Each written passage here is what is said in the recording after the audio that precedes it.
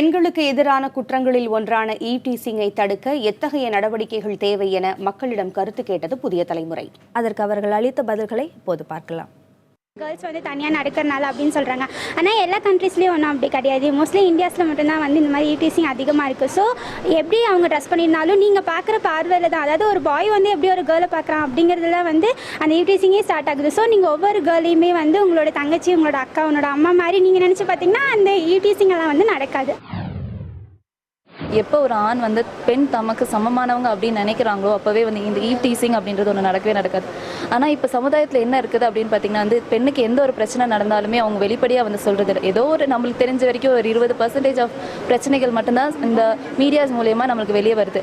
அதனால என்னன்னா நம்ம சமுதாயத்தில் பெண்ணையும் ஆணையும் சமமாகவே பார்த்தோம்னா இந்த பிரச்சனைகள் எதுவுமே இருக்காது. ஸ்கூல் டேஸ்லேருந்தே அவங்களுக்கு ஒரு நல்ல டீச்சிங் ஒரு டீச்சர்ஸ் கிட்டேருந்து போகும்போது தான் அவங்களுக்கும் அந்த ஒரு நல்ல மைண்ட் செட் எல்லாரும் ஈக்குவல் அப்படின்ற ஒரு மைண்ட் செட் போகும்போது தான் இந்த ஒரு பிரச்சனையே குறையும். இதுக்கு காரணம் ஆண்கள் மட்டும் தான் அப்படின்னு எல்லாரும் நினச்சிட்டு இருக்காங்க. இதுக்கு மறைமுகமான காரணம் பெண்கள் தான் அப்படின்றத நான் ஆணித்தரமாக சொல்கிறேன்.